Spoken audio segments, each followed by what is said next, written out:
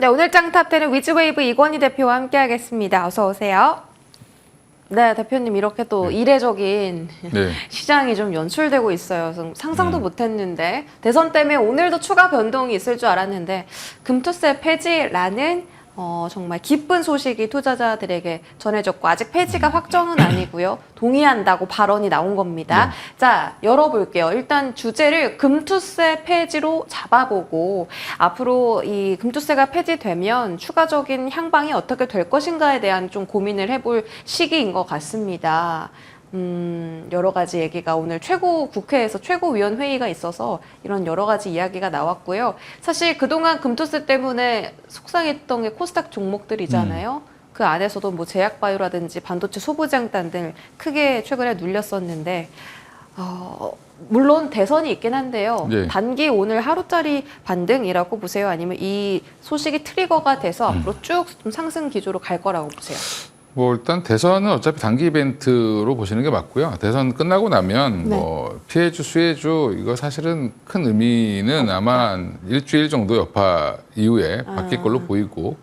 근데 오늘 아침에 이제 금투세 발표가 되기 전까지 이제 한 9시 반 전까지만 해도 30분 동안은 해리스 트레이드가 주였죠. 시장에. 그만큼 그때 지수가 플러스권을 유지했다는 것 자체 코스피가 그 얘기는 반증을 하면 그 트럼프 트레이드 관련된 종목들은 급락을 했음에도 불구하고 지수는 올랐다는 거죠. 그러니까 제가 예측하건대 해리스가 되면 주가는 조금 더 상승 탄력을 많이 받을 가능성이 높고요. 또 이제 반면에 이제 트럼프가 되면 생각보다 주가가 빠질 가능성도 있다. 왜냐하면 우리나라 지금 시총 상위 종목들 중에 2차 전지 섹터라든지 반도체 섹터도 일부 영향을 받기 때문에 그렇고요. 근데 이제 금투세 폐지 뉴스가 나오면서 지금 시장이 갑자기 급반등을 하고 있는데 결국에 이제 이재명 대표는 꾸준히 이제 금투세를 이제 시행하지 않겠다라고 얘기를 했는데 그 민주당 내에 이제 뭐 여러 가지 이런 토론회 이런 것들을 했었죠. 정책 관련돼서. 왜냐하면 시행해야 된다는 강경파와 아니면 폐지하거나 유예해야 된다는 이제 온건파 쪽이 거의 반반이었기 때문에 지도부에게 맡기겠다라고 했는데 지도부가 판단을 이제 내린 걸로 보이고요. 최근에 이제 뭐 여러 가지 정치 이벤트들도 있지만 사실은 투자자들은 이제 이거에도 관심이 많은데 이거를 폐지하기로 동의했다. 그 말은 이제 최근에 국민의힘과 이제 정부에서 입법 발의를 했죠. 근데 거기에 이제 동의하기로 했다. 다수당이 결국엔 동의해줘야 이게 진행이 될 거고 그럼 정부가 발의한 거 정부랑 여당이 발의했기 때문에 대통령이 이거를 반대로 할 이유가 없잖아요. 그러면 이제 통과되는 일은 절차인 거고 주식시장은 이미 결론 났다라고 생각하고 지금 주가가 반등을 하는데 중요한 거는 여기서 바이오 섹터가 가장 많이 오른다는 거죠. 왜요? 일단 지금 뭐 대선 관련된 이슈도 관련이 없고. 그리고 지금 2차 전지 이런 쪽은 사실은 해리스 트레이드 관련돼서 올라오다가 이게 나오니까 조금 더 추가 상승하는 정도인데 여전히 불확실성이 좀 남아있다라고 보는 것 같고요. 그러면 또 개인 대주주들이 많은 이제 바이오 종목의 특성상 조금 더 호재로 판단을 하는 것 같습니다. 그래서 지금 저는 이 말의 핵심은 세 번째라고 보는데 상법 개정을 포함한 입법과 이제 증시 선진화 정책에 집중하겠다. 이쪽이죠. 그게 이제 일단 대주주 뭐 이사회 구성이라든지 그다음에 이제 지금 지배구조 개편 이런 거 이슈가 밸류업이 되려면 사실 이걸 먼저 바꿔야 되거든요. 그러니까 이제 상위법인 상법 개정이 먼저 되고 그다음에 금투세 관련된 증권거래법 관련된 것들이 이제 논의가 돼야 되는 게 절차적으로 맞다라고 보는 거기 때문에 지금 저는 그래서 주주의 이익을 최대한 보장해주는 법안이 먼저 만들어지는 게 맞다라고 저도 개인적으로 생각하고 있었는데 좋은 방향으로 가고 있는 것 같아서 중장기적으로도 저는 나쁘지 않다, 좋다라고 보고 있습니다. 네, 알겠습니다. 금투세 일단은 폐지가 거의 사실상 확정이다라고 보고 계시고 바이오 섹터는 그 중에서도 가장 좀 크게 올라가는 업종이다. 바이오가 뭐 11, 12월에 통상 잘 가는 섹터긴 했어요. 근데 지금 대선도 관련 없지, 금투세 폐지 이야기까지 나왔지. 그러면은 앞으로 한 내년 초반까지는 계속 바이오 섹터를 가장 탑픽 업종으로 보세요? 그렇죠. 지금은 추세가 제일 좋을 걸로 보고요. 물론 이제 뭐 2차 전지 섹터라든지 반도체 섹터 같은 경우는 반등이 나와서 얼마나 반등이 강하게 나올까를 봐야 되지만 지금 추세를 타고 있는 거는 여전히 바이오 섹터인 것 같고요. 내년 3월에 이제 공매도 재시행 전까지를 보는 게 맞을 것 같고요.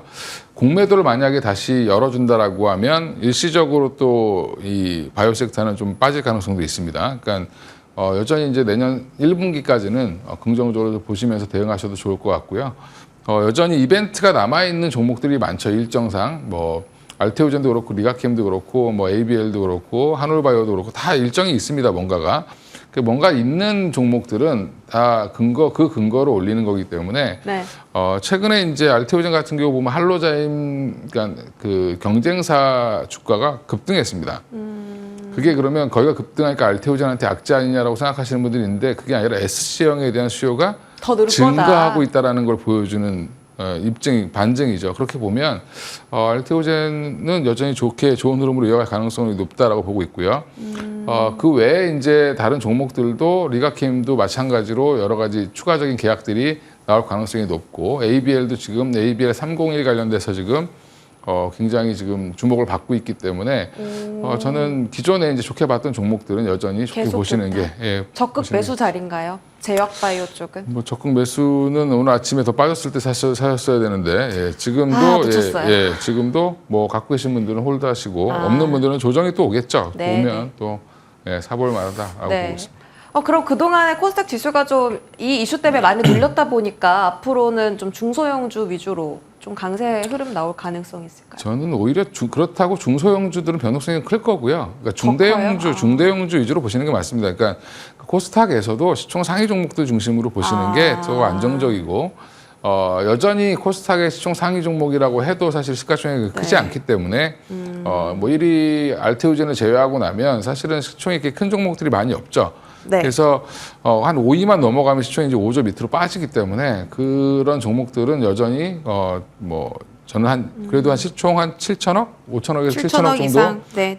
5천억 적어도 5천억은 넘어야 네. 좀 안전하게 투자하시지 않겠나 생각하고 있습니다. 알겠습니다. 오늘 외국인 수급 동향을 보면요, 반도체 안에서도 하이닉스는 담는데 또 삼성전자는 이런 날 또 팔거든요.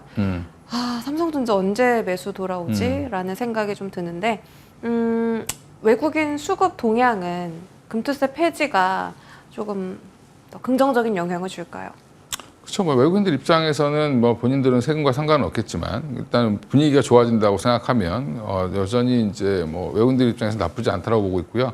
그 뉴스 나오자마자 외국인들이 아마 코스닥을 더 많이 산 걸로 보이고 순매수 전환이 코스닥 쪽으로 굉장히 빨랐습니다. 외국인들도 다 코스닥에 들어와서 이제 매매를 하니까 그 부분은 여전히 뭐 긍정적으로 보고 있고요.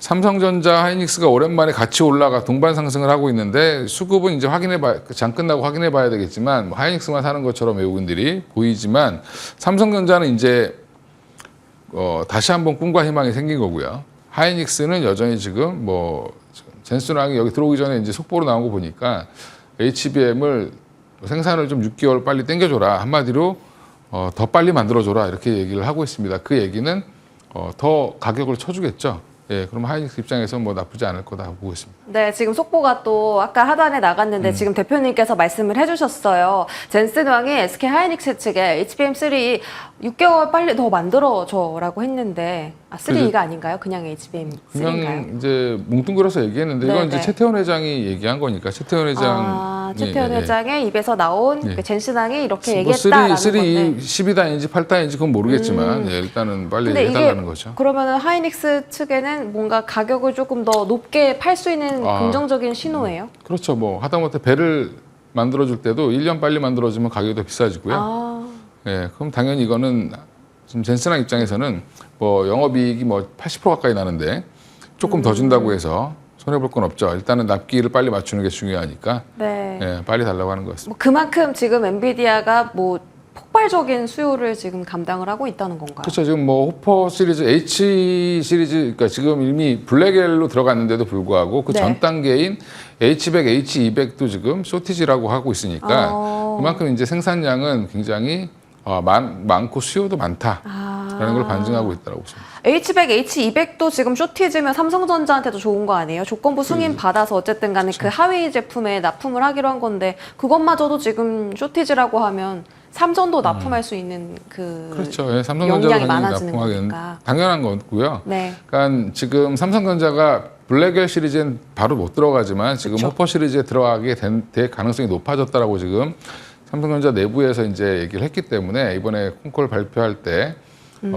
투자자들 상대로 얘기를 했기 때문에 이번마저 거짓말이 되면 사실은 삼성전자는 나락으로 갈 수도 있습니다. 근데 이번에는 연내 가능하다라고 좀 얘기했기 때문에 가능성이 높지 않겠나 지금 다들 보고 있고요. 그러면 삼성전자 입장도 있고 또 우리 SK하이닉스 입장도 있겠지만 SK하이닉스 입장에서는 뭐 3E를 더 빨리 해달라고 하는 걸 12단을 빨리 해달라고 하는 경우도 했을 수도 있고 또 8단을 더 해달라고 빨리 해달라고 했을 수도 있기 때문에 그거는 이제 좀 구체적인 사항은 좀 보고 또 네. 다시 한번 파악을 해봐야 될 것 같습니다. 네. 이스페트시스가 또 이런 단독 보도가 있던데요. 최근에 급락한 게 유상증자 루머였는데 유증 이유가 인수 때문이다. 근데 인수하는 기업이 제이오였죠. 최근에 급등했었고 제이오를 인수하는데 어쨌든 돈이 필요하니까 이스페타시스가 자금을 댈 것이다. 이런 루머가 돌았던 것 같아요. 이스페타시스는 지금 주가 자리 어떻게 보세요? 그러니까 이게 실리콘 음극재의 이제 첨가제죠. 도전제를 만드는 CNT 도전제 만드는 제이오를 이수그룹에서 인수한다라고 이제 발표가 났고 보도가 됐는데 네. 그 중심은 사실 이수 스페셜티 케미칼입니다. 전고체 배터리 만드는 소재 네. 만드는 그러니까 소재 쪽으로 특화되어 있는 이수 스페셜티 케미칼이 인수할 가능성이 높다라고 지금 기사가 나왔고 그러면 이수 페타시스랑 상관이 없죠. 그렇게 보면 이수 페타시스 지금 엄한 거에 한 대 맞아가지고 지금 4만 5천 원대에서 3만 5천 원대까지 빠졌는데 10,000원 가까이가 급락을 했기 때문에 저는 급반등 나올 가능성이 높다라고 보고 있고요. 회사에서 좀 적극적으로 얘기를 해서 정확한 로드맵을 알려주면 아마 주가는 생각보다 빠르게 반등할 가능성이 높다라고 보고 있습니다. 그래서 실적 발표도 이제 곧 할 테니까 하게 되면 네. 돌아서지 않겠나 생각하고 있습니다. 좋습니다. 지금 긍정적인 자리에 놓여있다. 주가상 말씀 주셨고 매력적이다. 자, 대선이에요. 내일 대선이고요. 수요일 날 이제 투표 결과가 발표되는데 사실 좀 많은 분들께서 움츠러들어 계시거든요. 대선이면 변동성 강하니까. 근데 이 11월의 여태까지 흐름을 보면 11월은 늘 시장이 좋았고 거기다가 대선이 껴있으면 더 좋았다. 다른 11월보다. 그래서 수혜주, 피해주가 좀 나타날 수는 있겠지만 그거를 조금 차치하고 멀리서 봤을 때는 결국 11월은 강세장이 아닐까 이런 생각이 듭니다.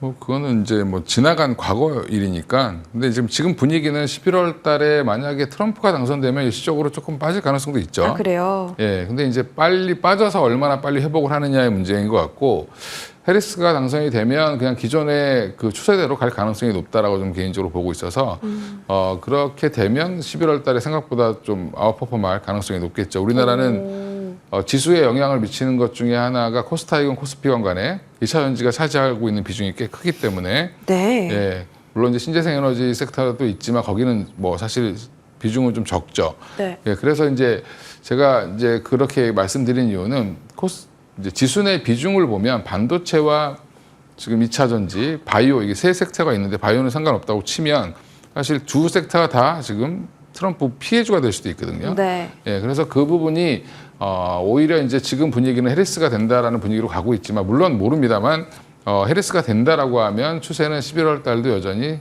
상승 추세 이어가지 않겠나 보고 있습니다. 좋습니다. 말씀 주신 것처럼 그 관세라는 카드를 또 중국뿐만이 아니라 국내 기업들에게도 때릴 수 있기 때문에 반도체가 피해될 수 있고 2차 전지도 피해가 될 수 있다. 오늘 2차 전지 좀 잘 가거든요. 이게 금투세 폐지 때문에 코스닥이 오르니까 2차 전지가 같이 오르는 건지 아니면 그냥 해리스 트레이드 성격으로 해리스 오르는 트레이드 거예요? 때문에 올라갔고요. 그래요? 거기에 이제 금투세 이슈가 붙으면서 조금 더 상승하는 그런 흐름이다. 근데 오늘 또 LNF 같은 경우는 주가가 상승 흐름 따라가지 못하는 게 실적이 안 나왔어요. 그럼 여전히 우리가 금투세 폐지라든지 이렇게 누구 후보에 트레이딩을 한다고 해도 실적 여전히 중요하게 봐야 될 부분이다. 실적이야 항상 중요하게 보는 건데 실적을 어떻게 반영하느냐는 주식시장 마음이죠. 어떨 때는 바닥 찍었다고 올리고 어떨 때는 그러니까요. 너무 많이 나와서 이제 피크아웃이라고 내리는 게 주식시장이다 보니까 지금은 이제 2차 전지 소재주들은 다 실적 안 좋은 거 다 알죠. 예, 에브리바디 다 아는데 그러면 언제 회복될 거냐라는 업황 회복에 대한 기대감이 붙게 되면 사실은 지금 적자인 게 중요한 게 아니라 내년에 돈을 많이 벌 수 있다, 내후년에 더 벌 수 있다라는 이제 꿈이 생기면, 네. 네, 그런 이제 전망이 생기면 또 주가는 또 빠르게 반등할 수 있는 거니까 먼저 선반영할 수 있죠. 예전에 항상 삼성전자가 안 좋은 일이 있고 악재 있고 뭐 주가가 적자가 날 때 오히려 주가가 반등하는 경우가 되게 많았거든요. 지금 삼성전자 돈 잘 벌고 있죠. 근데 주가는 나락으로 빠져 있습니다. 그 얘기는 일단 주가랑 이제 실적은 또 약간은 좀 확인하는 정도지만 사실은 업종마다 좀 다를 수 있다, 그런 부분들은. 그래서 네.